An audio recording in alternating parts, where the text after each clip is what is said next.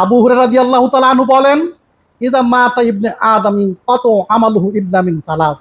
একজন মানুষ যদি মারা যায়, আদম সন্তান যদি মারা যায়, মারা যাওয়ার সাথে সাথে পৃথিবী থেকে সে বিচ্ছিন্ন হয়ে যায়। ইনকাতা আমালুহু, কাটছাট হয়ে যায়, পৃথিবীর সাথে তার কোনো সম্পর্ক নেই। একজন আদম সন্তান মৃত্যুবরণের সাথে সাথে আর একবার সুবহানাল্লাহ বলবে, এইটুকু আমল করার শক্তি তার আর থাকবে না। মারা যাওয়ার সাথে সাথে তার সম্পত্তিগুলোর মালিকানা সে হারিয়ে ফেলে, সম্পত্তির মালিকানা হয়ে যায় ওয়ারিস। মারা যাওয়ার সাথে সাথে গায়ের কাপড়গুলো খুলে ফেলা হয়। মারা যাওয়ার সাথে সাথে শরীরে যদি গুরুত্বপূর্ণ কোনো ধাতব জিনিস থাকে, কোটি টাকা দাম হলেও খুলে ফেলা হয়।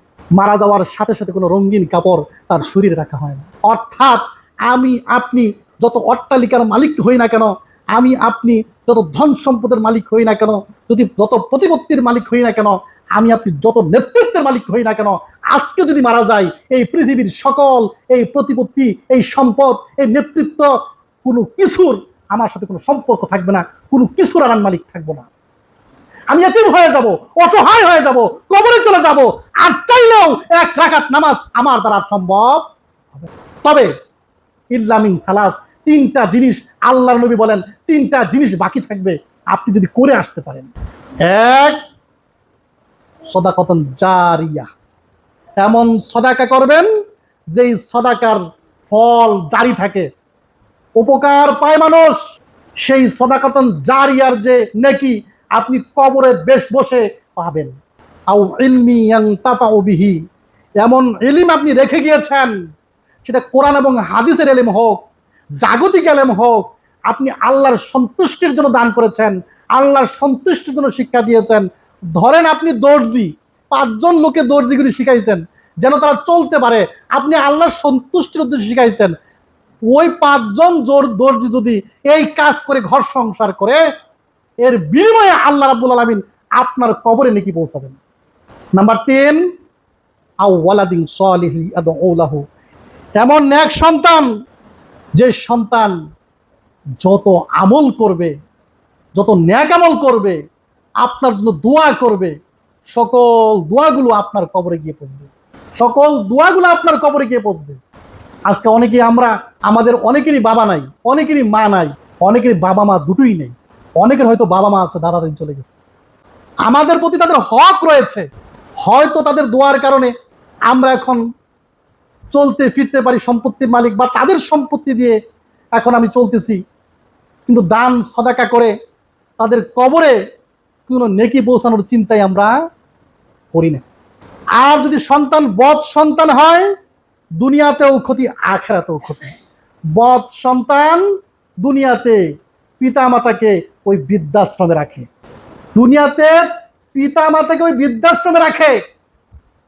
আপনি বৃদ্ধাশ্রমে গিয়ে দেখুন, বৃদ্ধাশ্রমে কে থাকে? বৃদ্ধাশ্রমে বহু ডাক্তার পাবেন, ইঞ্জিনিয়ার পাবেন, পিএইচডি পাবেন, প্রফেসর পাবেন। খবর নিয়ে দেখুন, খুব গরিব মানুষ নয়, তাদের সন্তানদের কথা জিজ্ঞেস করুন, দেখবেন একজন কানাডা থাকে, একজন থেকে জার্মানি, কোটি কোটি টাকার মালিক, কিন্তু পিতামাতাকে দেখার সময় নাই।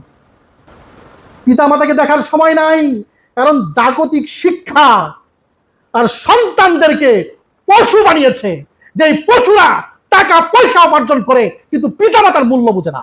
কষ্ট নিবেন না, আমি বলতে চাই আমরা অনেকেই আমাদের সন্তানদেরকে সেরকম পশুর মতো মানুষ করতেছি কিনা একটু লক্ষ্য করা প্রয়োজন।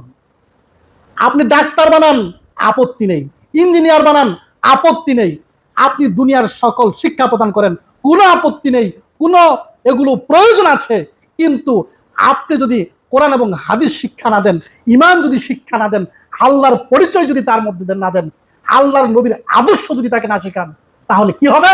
জাগতিকভাবে কোটি কোটি টাকার মালিক হতে পারে, কিন্তু সে পশু হবে, মানুষ হবে না। শুধু কি তাই, দুনিয়া তো বৃদ্ধাশ্রমে থাকলো, ঘর বাড়ি থেকে বের করে দিয়েছে, বৃদ্ধাশ্রমে রেখে দিয়েছে, সে ভাবতেছে বৃদ্ধাশ্রমে আছি, কিছুদিন পরে তো হয়তো মারা যাব, আমি তো মুক্তি পেয়ে গেলাম। জি না, আপনি মারা যাওয়ার পরেও আপনার সন্তানের কুকর্মগুলো, সেই কুকর্মর যে পথ, যে গুণাগুলো আছে, সেই গুণাগুলো আপনার কবরে পৌঁছতে থাকবে। যেমন নেক সন্তানের দোয়াগুলো পৌঁছে, তেমন বদ সন্তানের সেই কর্মগুলোও পৌঁছবে। এই জন্য বলছি, ন্যাক সন্তান দুনিয়াতেও পিতামাতার কাজে লাগে, কবর আখিরাতেও কাজে লাগে। আর বদ সন্তান উভয় জাহানেই পিতামাতার শুধু ক্ষতিই করে। তাই সন্তানদেরকে আজই আমরা 100% ইসলাম, কোরআন, হাদিস, আকীদা, বিশ্বাস এগুলো সম্পূর্ণরূপে গঠন করার যেই বিদ্যালয়ে, যেই মাদ্রাসায়, যেই প্রতিষ্ঠানে দিলে সে শিখবে, সেভাবে আমাদের ব্যবস্থা করতে হবে।